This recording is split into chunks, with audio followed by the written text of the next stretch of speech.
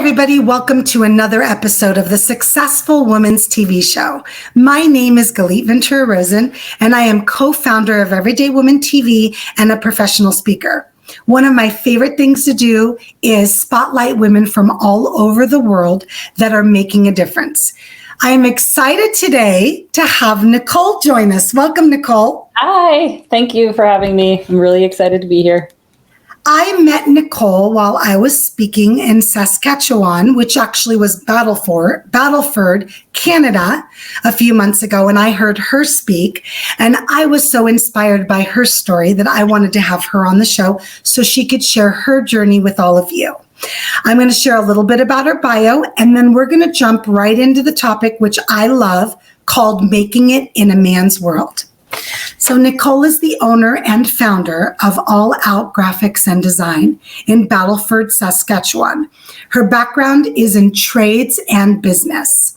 She got her journeyman, yep, you heard me, journeyman, Red Seal certificate for welding when she was only 20 years old. Now you see why I loved her story. She started her first company when she was 16, window tinting, Little Miss Tinter. When she graduated, she decided she wanted to go into welding. While she was working away during the day, getting her hours for the trade, she was busy window tinting after work and on weekends to buy properties and to start up her successful future business, which is All Out Graphics and Design. Her mission is to help as many women as she can by creating quality jobs for women and to help them become their highest versions of themselves at home and the office in a man's world. I'm going to throw that in, Nicole, even though it wasn't written down. No, it wasn't. Yeah, I love it. Yeah. So we're going to have a lot of fun. I would love to start a little bit with the experience that you had and what you learned from going into a field, a trade from the beginning, window tinting and welding, that really was dominated and still is in many ways by men. Yeah, so when I first went into welding, well, my dad got me into window tinting because he owns a business. So he wanted me to tint the windows. He owns a glass company. So he sent me for my course. I was not looking forward to doing that, but it ended up obviously working out for me because I still do that. But then when I said to him that I wanted to take welding, he said to me, well, maybe you should go try the job first because he didn't think I was going to be able to do it. Little did I know he actually had a bet behind my back that I wouldn't make it with his buddy. But needless to say, my first day on the job, I went in and it was with my dad's friend. Actually, he kind of hooked me up with this job because he knew he didn't think I was going to make it. So I get there the first day and he says to me, it's not a beauty parlor. And I was like, yeah, I know. That's why I want to do it. That's exactly why I want to do it. So my first day was, already tense. I could feel the tension with the guys and me because they've never had a woman there before. And I was young. When I first started there, I was 18 or 17. That would have been 18, just turned 18. So it was a lot to handle at first. And third day on the job, I cut my finger right to the bone. And I didn't want to tell them because I didn't want to look like a woman, a girl, being whatever they call us. So I bandaged my finger up with some electrical tape and I worked the rest of the day. And then I went to the hospital that night and got stitches. I just kind of kept going. It was a tough few years until I got my journeyman's.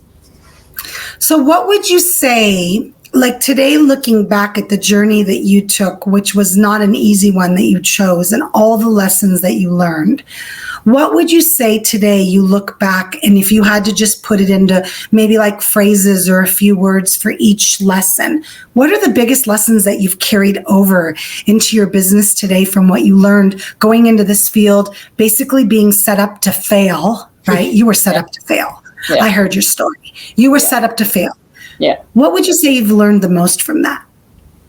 Just being true to myself and knowing, like, there's so many, but I feel like the one that I take even to today is like, just own own it and make sure that you are following what you want to do.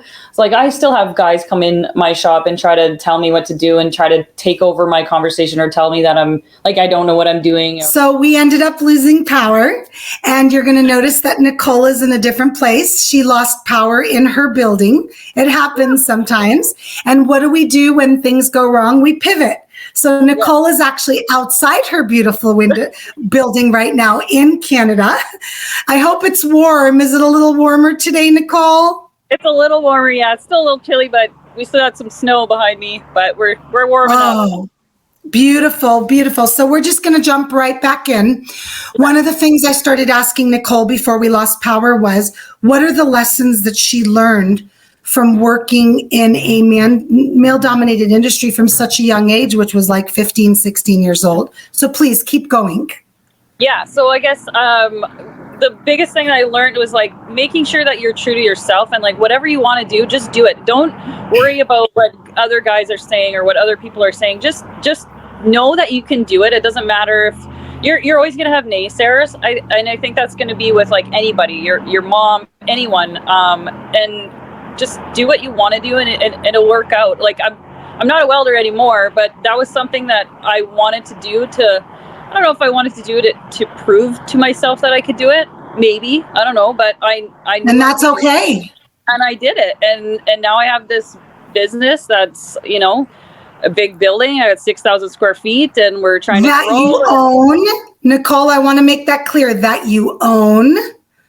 That's a big deal for an entrepreneur. Yes. I own the building, the land. We have like and the business. And the business, and we're growing, and we're moving into different like cities and stuff. So it's like super exciting and amazing, and yeah, it's a lot. But I still, like, to this day, I still get a lot of men that come into our shop and try to tell me how to do their job, how to do the job, and that they think they know more than on vehicles than I do. I'm like, I do this for a living, so just. And I will share with you my experience, Nicole, being also from male-dominated industries, commercial real estate and construction, is that those people will never go away. No. They'll always be there to test us, okay? Yeah. Honestly, there's even women like that. I'm in a world now online with professional women and entrepreneurs, and I just went to an event the other day where there was a woman that was just being very disrespectful and rude to you. So it comes from both ways. Today we're talking about making it in a man's world, so that's why we're specifically speaking about male-dominated industries and finding your way. But there's always going to be the naysayers. There's always going to be the people that want to watch you fail. Somehow it makes them feel better. I don't get that. But then there's women like you and I that meet in a little town in Canada, and now I get to have you on my show. So that's what we focus on. What I want you to go into next for a few minutes is I'd love for you to talk a little bit about these things that have helped you make it in a man's world. So let's talk about that for a minute. Yeah, so what's helped me in a man's world is just, again, like just being true to myself, being strong. Definitely, like, being organized is something that helps me every day. And like, I started this business really young, so I had to learn everything by myself. So one of the things that I've learned in the last few years is really surrounding yourself with people that already have done it, have already gone through it, surrounding yourself with those better mindsets, getting a part of groups like there's a group called M1 that I'm a part of. That's been a really great thing for me. So just surrounding yourself with better people, getting a business coach. I have 2 business coaches now, which have helped me like huge in the last 2-3 years, I guess. I just gained another business coach. So, I mean, it's just like, and when you know that the business coach isn't working anymore for you, just get a different one. You don't have to keep staying with the same one for your entire life. Like, just always remembering that you're going to grow and that you're going to need something else, and then continuously realizing, oh, now I need a change. Now I need a change. Yes. And not getting stuck in that moment.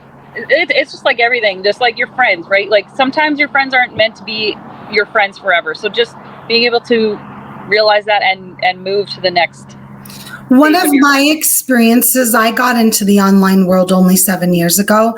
One of my experiences has been, I've gone through 4 business coaches, and one of my experiences has been, I kind of hit a wall where they were making a certain amount of money a month, but was ready to make more. Okay, next one. And then I picked one that was making closer to what I wanted to make. Okay, good. Hit that. Next one. So I found that it's okay to grow out of your coaches. I'm also a business coach and I love working with women. And I think that I myself want my clients at times to graduate for me. I call it graduating. So I love that you brought that up, that coaches are always good for people because they know things you don't see for yourself or you know for yourself. So that was wonderful. Some of the other stuff that you wanted to cover today was that age is just a number and you don't have to wait till you're a certain age to start. I know you wanted to talk a little bit about that. Yeah, so like, again, I started my first business when I was 16 and I knew absolutely nothing about business, like nothing. So basically I became a workaholic first and then turned it into an actual business. But the biggest thing that I've learned about that side of things is that no matter, I guess, like, no matter how old you are, like I'm now 33 and I have this business that's still growing and it's still changing and things. But like, if I wouldn't have started this back then, I wouldn't be where I am now. And I'm still not where I want to be, but that would just prolong it longer. Right. So I don't know if like, that's one thing that I want people to know is like, just do it, even if it's on the side. And I know people get kind of freaked out about that, and because then they're like, well, it's taking away from family and all these things. Yes, but then you can see if you actually like it first before you quit your job and then go into this full time. So like my welding job kept me alive until I could build this business, until I could actually quit my welding job and then become now full time here. And you will have people say, well, you can't be fully invested if you're in 2 different places. And that's true to a certain point, but when you're growing, it's really important to have the stability behind you. And I know stability sometimes can get freaky too, because you don't want to just solely rely on stability either. I want people to understand that it's good to have stability. So keep your day job until you know that it's the right time to quit and go fully into whatever you're doing. I don't know if that made any sense. Yes, it made complete sense, Nicole. Basically, what you're saying is stop waiting for the perfect time. Get started today. And so what I like to add to that is, because I work with a lot of women that have a full-time job and they're starting their business, but they want their business to be full-time eventually. But realistically, they have to make that income before they can leave, right? Hello, we have bills. And so I always say to them, if you can give 5 minutes a day, 30 minutes a day, an hour a day, 3 hours on the weekend, it's still 3 hours closer a week to having your own business if that's what you want to do.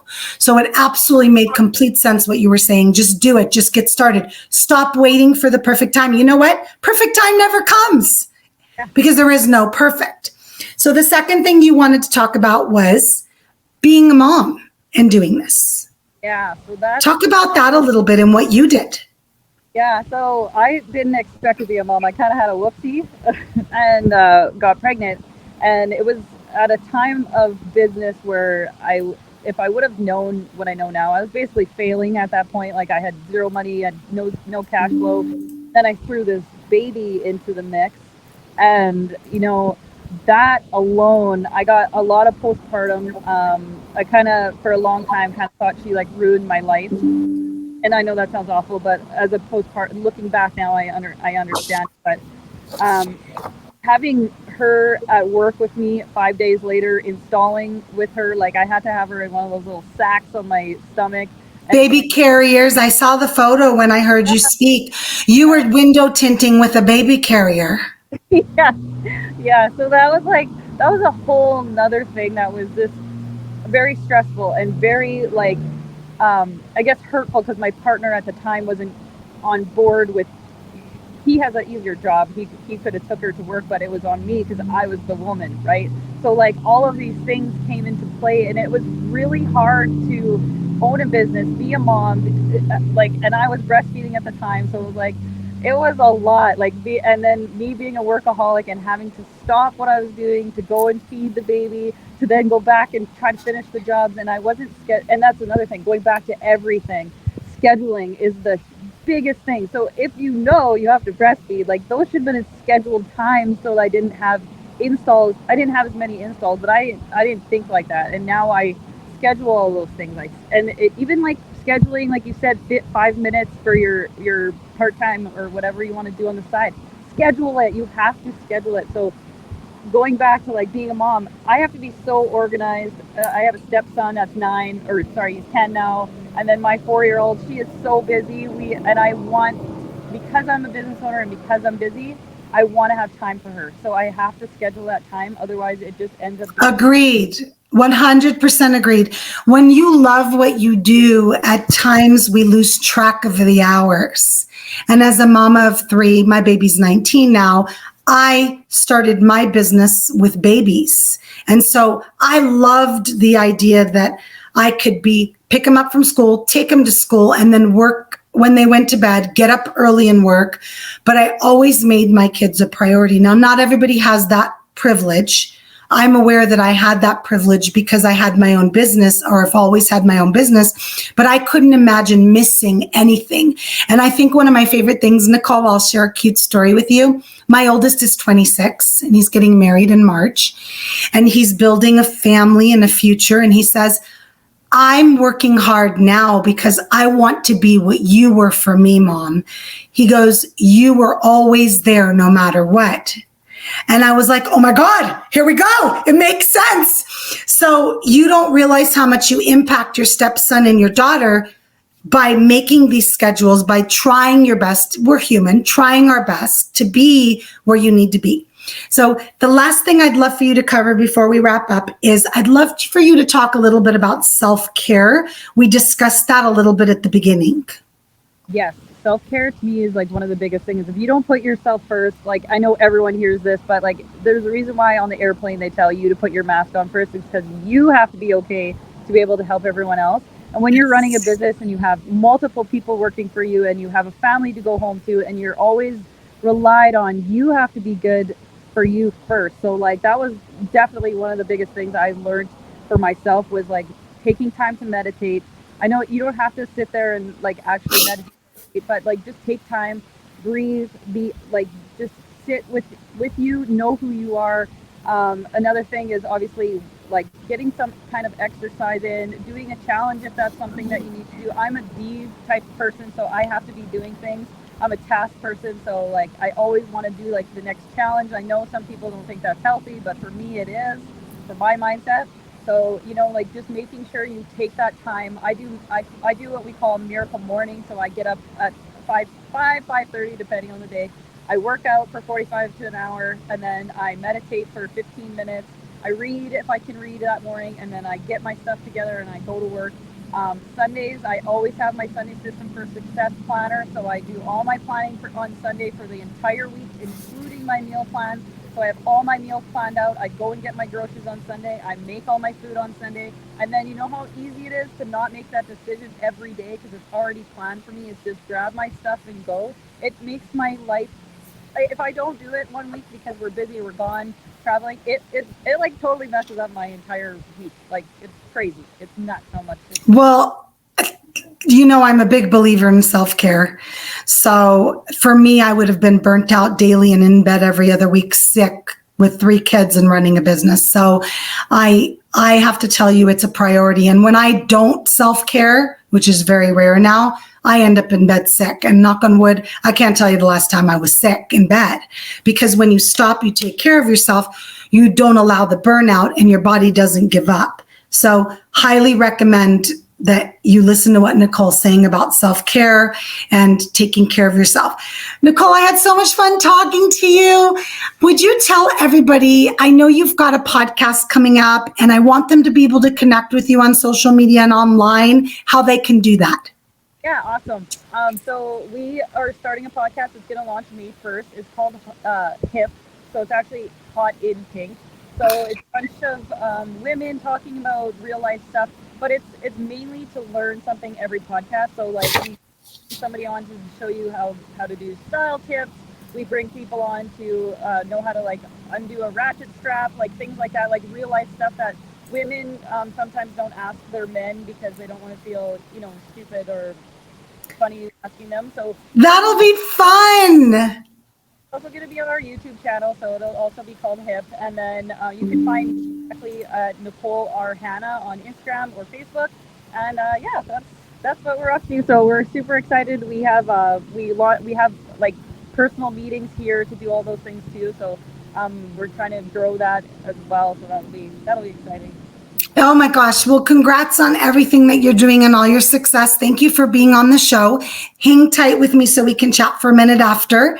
And everybody that's watching and listening, thank you so much for joining us for another episode of the Successful Women's TV Show. My name is Galit Ventura-Rozen, and I will see you next time. Bye.